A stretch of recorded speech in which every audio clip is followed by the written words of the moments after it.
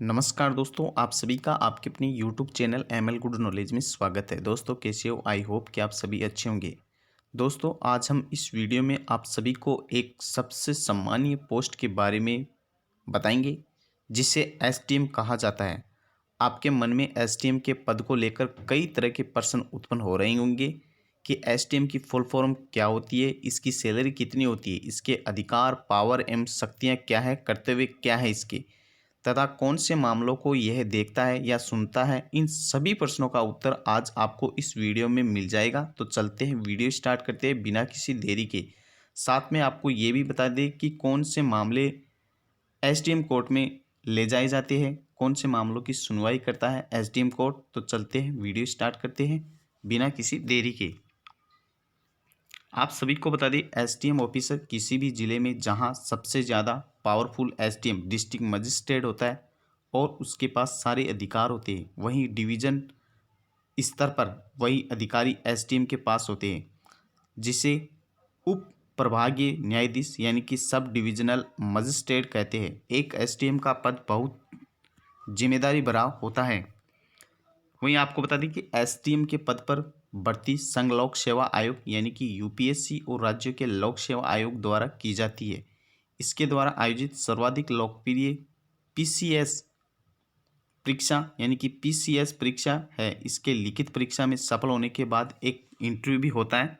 हर राज्य का एक आयोग होता है जो इस सिविल सेवा परीक्षा का आयोजन कराता है। राज्य की सिविल सेवा परीक्षा में एसडीएम सबसे बड़ा पद होता है। वहीं ये भी बता दें कि इस परीक्षा में सफल होने वाले उम्मीदवारों को उपखंड मजिस्ट्रेट यानी कि एसडीएम के पद पर नियुक्त किया जाता है। वहीं एक आईएएस ऑफिसर को भी अपने कैडर में ट्रेनिंग के दौरान या बाद में पहली पोस्टिंग एसडीएम के पद पर ही मिल सकती है। एसडीएम के पद में कोई निश्चित कार्य समय नहीं होता है, क्योंकि अधिकारी को हर समय ड्यूटी के लिए तैयार रहना पड़ता है। एसडीएम को अपने क्षेत्र में प्रशासन के मामलों की देखभाल करनी पड़ती है। वहीं आपको ये भी बता दें कि एसडीएम की प्रमुख जिम्मेदारी क्या होती है। मेजर रिस्पॉन्सिबिलिटीज ऑफ एसडीएम प्रशासनिक एवं न्यायिक कार्य देखता है, क्षेत्रीय विवादों का निपटारा, आपदा प्रबंधन, राजस्व कार्यों में भूमि रिकॉर्ड का रखरखाव भी करता है एसडीएम, राजस्व मामलों का संचालन, सीमांकन और अतिक्रमण से निपटाना, सार्वजनिक भूमि का संरक्षण, भू पंजीकरण, राज्यों में लोकसभा और विधानसभा के सदस्यों का चुनाव करवाना आदि कार्य ये करता है। वहीं आपको बता दें, विवाह रजिस्ट्रेशन करवाना, ओबीसी, एससी, एसटी और जन्म एवं निवास प्रमाण पत्र। एसटीएम का काम, एसटीएम का कार्य अलग अलग प्रकार के पंजीकरण करना, कई तरह के लाइसेंस जारी करना, नवीनीकरण करना भी है। वहीं आपको बता दें कि एसटीएम आपराधिक प्रक्रिया संहिता 1973 और कई अन्य नाबालिग कृत्यों के तहत अलग अलग कार्य, न्यायिक कार्य को करता है। तो ये इनकी रिस्पॉन्सिबिलिटी होती है, ये इनके कार्य होते हैं, ये कार्य एसडीएम कर सकता है। वेतन और अन्य सुविधाओं के बारे में भी आपको बता दें, इसके संबंध में भी आपके कई तरह के प्रश्न मन में चल रहे होंगे कि एसडीएम को कितना वेतन मिलता है, उनकी सैलरी क्या होती है और उनको मिलने वाली जो अन्य सुविधाएं हैं वो कौन कौन सी सुविधाएं एसडीएम को प्राप्त होती है। एक एसडीएम को कई जिम्मेदारियों के साथ शानदार वेतन और अन्य भत्ते भी मिलते हैं। इन पदों पर नियुक्ति अधिकारियों को कई सुविधाएं दी जाती है। एसडीएम को पे बेड 9,300 से लेकर 34,800 में, ग्रेड पे 5400 के अनुसार वेतन मिलता है। इन अधिकारियों की शुरुआती वेतन 56,100 रुपये तक हो सकती है।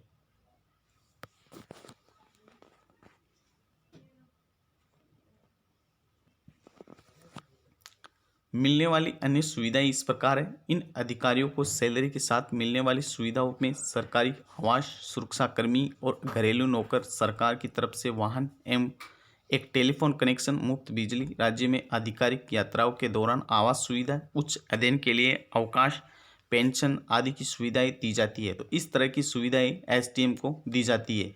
कई राज्यों में उनके वेतन नियमों के आधार पर वेतन और सुविधाओं में अंतर हो सकता है, यानी कि अलग अलग राज्यों में अलग अलग उनके वेतन और जो वेतन नियम है, वेतन और सुविधाएं हैं, उनमें अंतर हो सकता है। वही बात करें चल और अचल संपत्ति क्या होती है। आपको बता दें कि चल और अचल संपत्ति किसे कहेंगे। चल और अचल संपत्ति में क्या फर्क होता है? चल संपत्ति वह संपत्ति होती है जो चलायमान हो, अर्थात जिसका उपयोग कहीं पर भी किया जा सके, जैसे कि धन, आभूषण, बर्तन, घर का सामान, पशु पक्षी, गाड़ी इत्यादि। इनको चल संपत्ति माना जाता है क्योंकि इनका चलायमान होता है, अर्थात जिसका उपयोग कहीं पर भी किया जा सकता है। वहीं बात करें अचल संपत्ति की, अचल संपत्ति वह संपत्ति जो चलायमान न होकर एक ही स्थान पर स्थिर होती है। इसका उपयोग सिर्फ वही किया जा सकता है जहाँ पर यह स्थित हो और इसे एक स्थान से दूसरे स्थान तक नहीं ले जाया जा सकता है, जैसे कि भूमि, भवन, खेत, उपवन, वाटिका, मंदिर, बगीचा आदि। इनको अचल संपत्ति कहा जाता है क्योंकि ये चलायमान नहीं होती है, इनको एक स्थान से दूसरे स्थान पर नहीं ले जाया जा सकता। बात करें अचल संपत्ति को लेकर होने वाले विवाद में क्या है कार्यपालक मजिस्ट्रेट की शक्तियां। कार्यपालक मजिस्ट्रेट की शक्तियां क्या है अचल संपत्ति के विवाद को लेकर? किसी स्थावर संपत्ति जैसे कि भूमि या जल को लेकर विवाद उत्पन्न होते रहते। इससे उत्पन्न विवादों से समाज के भीतर शांति भंग होने और लोक व्यवस्था भंग होने का खतरा होता है। ऐसे खतरे से निपटने के लिए दंड प्रक्रिया संहिता में धारा 145, 146, 147 का प्रावधान किया गया है। इस धारा में स्थावर संपत्ति विषयक विवादों के संबंध में जिसे लोक शांति भंग होने की संभावना हो, निस्तारण की प्रक्रिया का उल्लेख है। धारा 145 की उपधारा 1 के अनुसार इस संबंध में रिपोर्ट पर या किसी अन्य प्रकार से प्राप्त इत्तला के आधार पर स्वयं का समाधान हो जाने पर कार्यपालक मजिस्ट्रेट को रिपोर्ट सूचना दी जा सकेगी। वहीं बात करें इस धारा के अधीन कार्यवाही करने के लिए यह आवश्यक होगा कि भूमि या जल से संबंधित कोई विवाद ऐसा हो जिसे लोक शांति भंग होने की संभावना है। कार्यपालक मजिस्ट्रेट अपनी शक्ति का उपयोग उस समय ही कर सकता है जिस समय उस भूमि या जल से संबंधित किसी विवाद के कारण लोक शांति भंग हो जाने का बड़ा खतरा है। वहीं बात करें ऐसे मामलों में कार्यपालक मजिस्ट्रेट द्वारा कोई न्यायिक निर्णय नहीं दिया जाता है। वास्तव में यह एक निवारक कार्य है जिसके माध्यम से कार्यपालक मजिस्ट्रेट विवाद के कारण उत्पन्न होने वाली अशांति और लोक व्यवस्था के खराब होने के दुष्परिणाम से बचने के लिए उपयोग करता है। तो आपने देखा कि अचल संपत्ति के संबंध में कार्यपालक मजिस्ट्रेट के क्या राइट्स होते हैं। संपत्ति पर रिसीवर की नियुक्ति करना। किसी स्थावर संपत्ति के विवाद में कभी कभी ऐसी परिस्थिति का जन्म होता है कि कार्यपालक मजिस्ट्रेट के लिए यह तय कर पाना मुश्किल हो जाता है कि पक्षकारों में धारा 145 की शक्ति का उपयोग करते समय कब्जा किसका था। कार्यपालक मजिस्ट्रेट कब्जे के हकदार व्यक्तियों के बारे में कोई विनिश्चय नहीं कर पाता है। यह धारा 146 धारा 145 के अनुपूरक है। तब ऐसी परिस्थिति में धारा 146 से काम लिया जाता है। धारा 146 के अंतर्गत कार्यपालक मजिस्ट्रेट किसी स्थावर संपत्ति पर रिसीवर नियुक्त कर देता है। तो धारा 146 के अंतर्गत के अनुसार कार्यपालक मजिस्ट्रेट किसी स्थावर संपत्ति पर रिसीवर की नियुक्ति कर सकता है।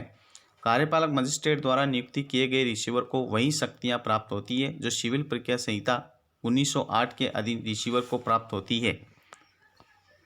तो आपने देखा कि एसटीएम की फुल फॉर्म क्या होती है, एसटीएम के क्या पावर होते हैं। वहीं साथ में आपने ये भी देखा कि एसटीएम की ड्यूटी क्या होती है। अचल संपत्ति के संबंध में कार्यपालक मजिस्ट्रेट की क्या रिस्पॉन्सिबिलिटी होती है, रिसीवर की किस तरह से नियुक्ति की जा सकती है, रिसीवर की क्या दायित्व होते हैं, क्या उनके शक्तियाँ होती है, ये आपने इस वीडियो के माध्यम से आप रूबरू हो सके। तो दोस्तों आई होप कि मैं आशा करता हूं कि आपको एसटीएम के बारे में संपूर्ण जानकारी इस वीडियो के माध्यम से प्राप्त हो चुकी है। अब एसटीएम को लेकर आपके मन में किसी भी तरह का कोई भी प्रश्न नहीं रहा होगा। अगर आपके पास किसी प्रकार का प्रश्न रहा है तो आप हमें कमेंट करें। साथ में अगर आप किसी अन्य टॉपिक पर वीडियो चाहते हैं वो भी हमें कमेंट करें ताकि हम जल्द से जल्द आपके लिए उस टॉपिक का वीडियो लेकर आए। दोस्तों यदि आपको ये वीडियो अच्छा लगा तो लाइक करें और अपने दोस्तों को ज़्यादा से ज़्यादा शेयर करें। अगर चैनल पर नए हैं तो चैनल को सब्सक्राइब कर लें, साथ में इस घंटी के बटन को ज़रूर दबाएं ताकि आगे आने वाले ऐसे ही वीडियो का नोटिफिकेशन सबसे पहले आपको मिलता रहे। तो दोस्तों थैंक यू, धन्यवाद, जय हिंद, जय भारत।